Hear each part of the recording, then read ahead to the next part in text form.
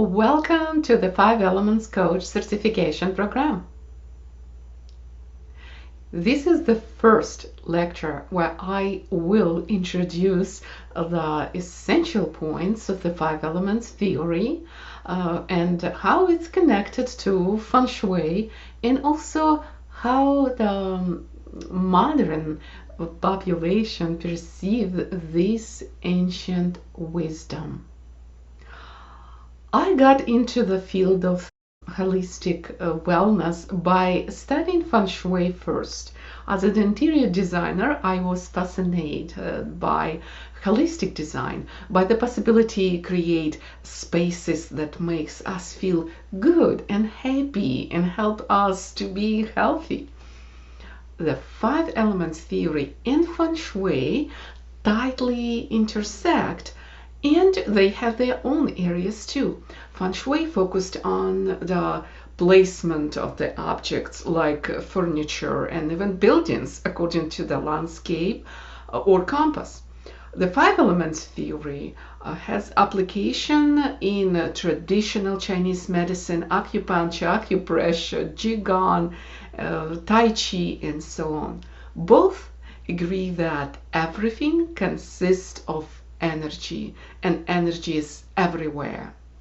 For the modern people, easy to accept that all objects and substances, all material things consist of energy, since we all know about atoms, electrons, protons, and so on. But we also must admit that immaterial things consist of energy as well. The immaterial things, they are desires, dreams, goals, emotions, feelings, and so on. Feng Shui literally translated to wind and water. Wind represents the immaterial world, and water represents material, since we can touch and even drink water. In nature, water evaporates, forms clouds, and wind blows them to different places, and eventually, on a rainy day, water returns to its material state. Feng Shui teaches us that the material world is connected with immaterial, and they both influence each other.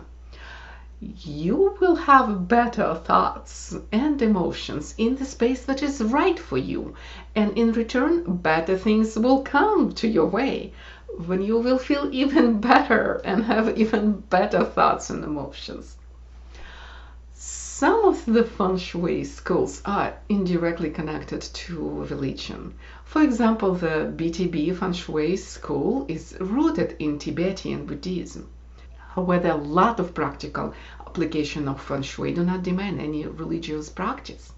I want to talk about it because you probably will get clients who will be cautious to break religious boundaries. Let's go deeper in this discussion. One of the central points of a philosophical question is, what is primary, matter or spirit?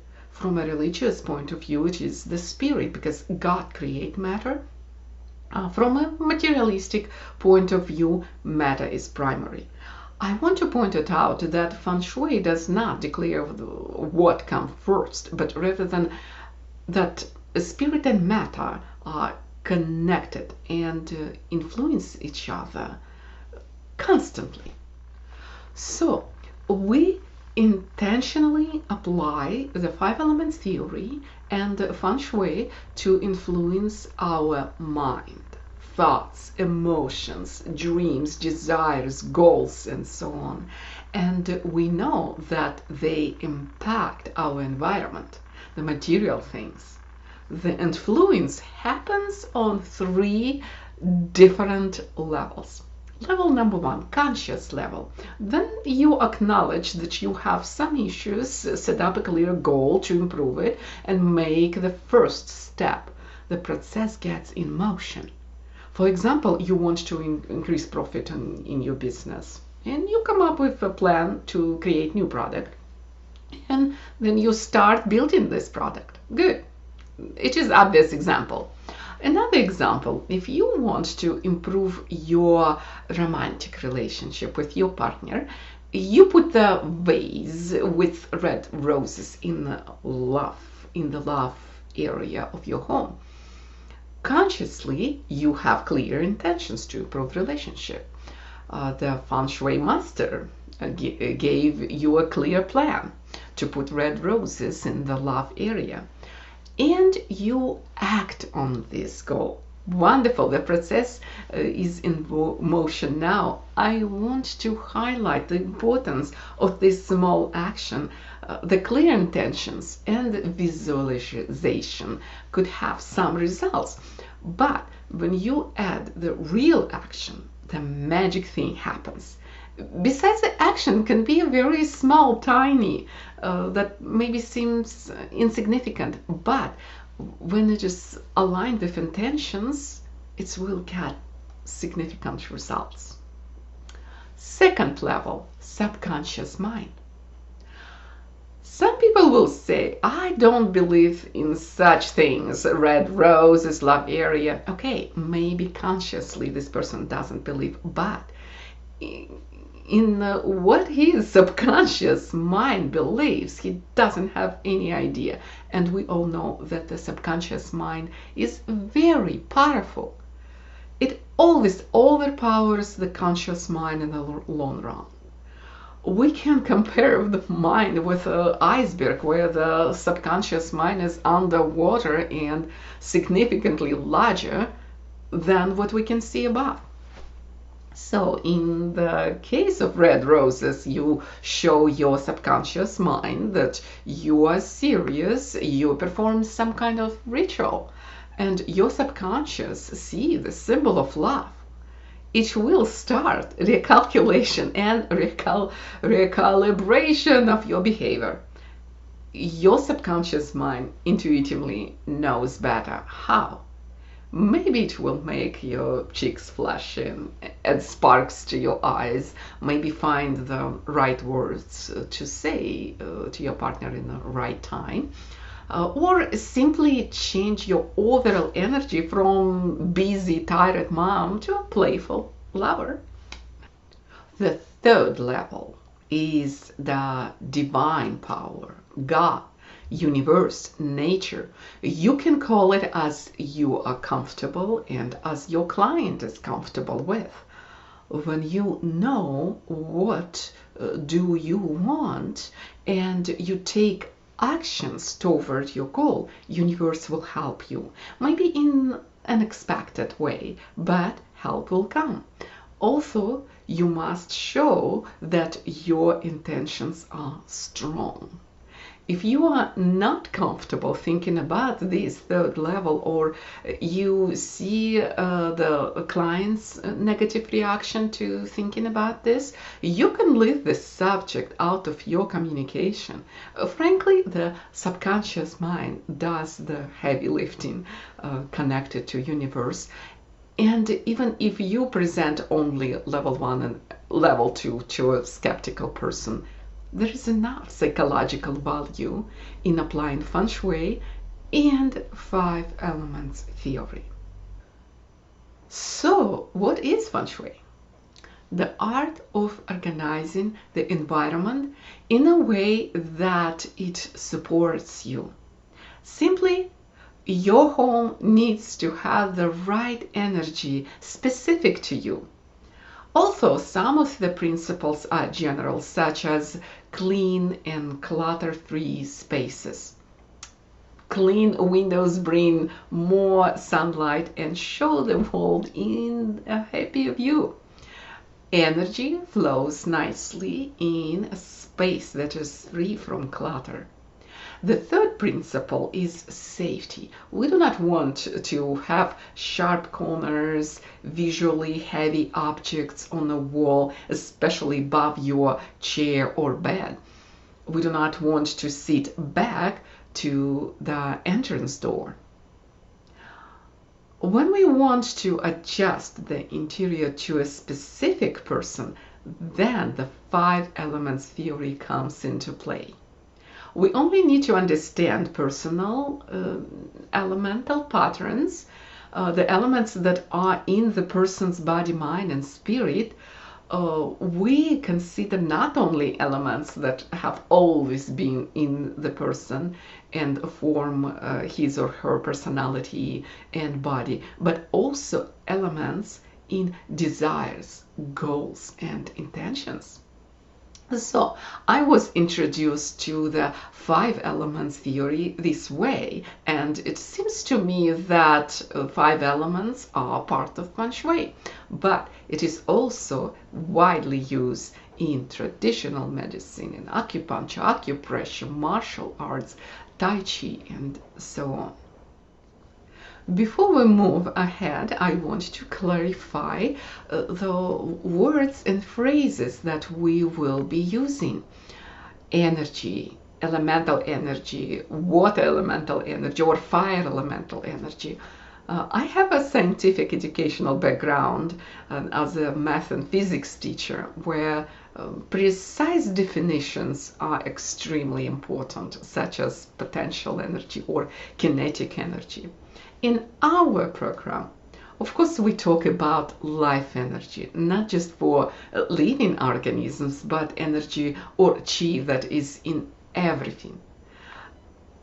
And then we add the word water or fire or earth. We identify the quality of the chi, which can be flowing like water or bright like fire can be. So, in the introduction to the subject, we can say that a person has the earth elemental energy or earth energy. But later we can say just earth element or you are earth. I hope that we are clear now about this, and we can move into the five elements theory. Water, wood, fire, earth, and metal. Where are they come from? Ancient Chinese philosophers came to the conclusion that a whole universe was built with five different types of energetic blocks. They gave them names: water, wood, fire, earth, and metal.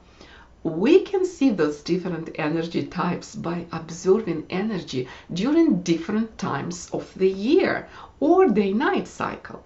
During winter and night, we can feel the energy of water, which is deep, dark, cold, sleepy. During spring and morning, we can experience wood elemental energy, which is rising, moving, growing, and fast. The fire elemental energy is in the summer and noon, hot, bright, visible. The earth elemental energy is during harvest season, at the end of the summer or beginning of the autumn, and in the afternoon also. This energy is comforting, grounding, safe, and caring. The metal energy is in the autumn and evening, which is not easy to describe in a couple words. Before I do it, I want to say that if you want to understand five elements wisdom, you must learn to recognize the energy that specific element has. The words cannot describe it fully, and we do not try to put some labels. We also do not try to identify exact time frame when the element exists. When does metal element energy start? At 6 p.m. or 8 p.m.? It depends on season or place you are. So think about your feelings during autumn or evening. In what words can you describe them? Were you amazed by the colorful beauty of the golden leaves? Or did you feel a little sad to watch the sun go down? Imagine what does a farmer feels after the harvest season is over. He knows his profit from selling his crops. He makes plans for next year. He knows what needs to be improved. So, in what words can we describe the metal element? It will be easier when we talk about elements in people, what we will do in next lecture. Since everything consists of energy, people and objects around us have different types of elemental energy. Let's talk about objects now. It is obvious that a metal knife has metal elemental energy. A coffee mug, which is made out of clay, has earth energy. A swimming pool full of water has water energy. A lighted candle has a fire, and a wooden chair has wood. Some colors are obvious, as red, fire, earthly tones are earth, but some colors just need a little explanation. Water is in black and very dark colors because deep water is dark. Green is wood, and also light blue is wood, as flowers can be blue. White colors and very, very light colors are metal. So the elemental energy can be expressed by colors, materials, patterns, also styles and silhouettes. Floral patterns have a wood element. Animal prints have the fire element because they remind the living organisms. Square patterns have the earth element. Vertical stripes are wood energy, but horizontal stripes have earth energy since they remind the horizontal line, the earth edge. We will learn about elements in objects, clothing, and food later in the course. In our next lecture, we will learn elemental archetypes, their strengths and weaknesses, and the reason for different behavioral patterns. You will understand yourself better and other people as well. For today, I just wanted to say that the 5 elements theory is the oldest and psychological and physiological system. We can see elements not only in people's characters, but also in their bodies. To understand the 5 elements theory, we must also learn about the relationships between different elements. We will apply 2 elemental relationship circles. One of them is the generative circle. Water creates wood. Plants need water to grow. Wood creates fire. Fire creates earth. Volcanoes created the earth. Or ash enhanced the soil quality. Earth creates metal because minerals can found be in earth crust. Metal creates water. A metal basket can collect and store rainwater. So when we need to enhance one of the elements, for example, the wood element, we can do things that directly enhance wood. Add green colors, add plants, floral patterns, green vegetables, competitive games and exercise, and so on. Also, we can enhance the water because strong water will help create strong wood. Also, we need to tone down the fire elemental energy because in the process of generating fire by wood, wood will get some depletion. For example, one of the most effective ways to increase the wood element is the wonderful habit of waking up early with the sunrise. But if you were partying too much with your friends in the evening, which means you were in fire energy, you will have difficulties to wake up early. However, there is another element that can be even more depleting to wood. This element is metal, a controlling element for wood, as an axe can cut the wood. So, controlling cycle looks like a 5-point star. And showing us what elements control wood. Water controls fire. Wood controls the earth. Plants deplete the soil quality. Fire controls metal. It can melt the metal. Earth controls water. A dam can stop the river, or the landscape dictates where river flows. So both these cycles we use to heal elements in one person or when we want to improve relationships between people. Let's bring back that example of a wood person. If your partner is wood and your primary element is metal, you can appear to him as overly controlling or judgmental, which can destroy the spirit of the champion in your partner. learn how to channel your metal in a different, more constructive way. Also, learn how to provide him with more water energy, because you probably prefer that your partner has the energy of the strong oak tree, not a cactus. Of course, you will go through all this learning and creating processes if you have problems in your relationship, if your wood partner is angry, irritated easily, and inactive physically. So there are a lot of interesting practical things we will learn in the next lectures. But for now, you can move to your homework, and I will see you at the Q&A session in a couple of days.